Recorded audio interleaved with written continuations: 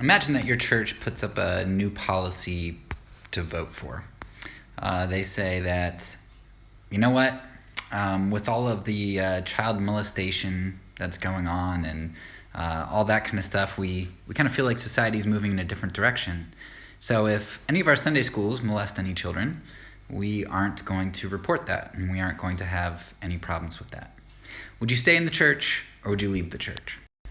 That's such an egregious thing to think about, but when you think about it, this is a perfect representation of what happens with governments and the state. In fact, the government and the state's worse, because not only does it do worse things than just molesting one or two children, but it also is something that we don't choose to buy into. You know, you choose to go to your church and you choose to leave it, but basically you can't choose your citizenship. They say that you're a citizen of whatever country you're in, and then they expect allegiance for it.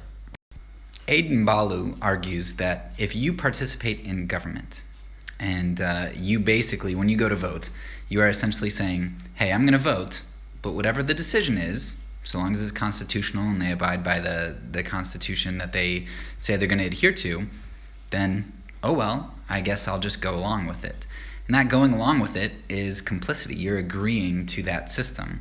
And so the genocides, the famines, the wars, everything that the state does that's within its constitutional right, you're complicit for. You're complicit with it just like you would be going to a church that chooses not to report molesting children or even prop that kind of action up, right? Because you participate in it. So in this episode, we take a deeper look at what the state is, how it monopolizes violence, and how it coercively acquires funds. It's essentially the mafia, right? It holds you at gunpoint and says, give us your money or else. And you can't do violence unless we approve of it, and it's in our name. It also dilutes responsibility in the sense that, I can say, well, what can I do? I'm just a cog in the wheel. I just do my job. I'm not the one who is going and killing my enemies, right? That's somebody else. I'm just, participating in this smaller way. And then as Aidan Balu points out, it makes us complicit with the evils that the states do. Finally, states don't have legitimate authority. They're fabricated authority because all authority is either wrested from somebody by violence, or it holds violence over somebody, or it inherits from somebody who wrested that authority by violence. As we saw in Romans 13, God is sovereign over the state, but nevertheless, the state is illegitimate.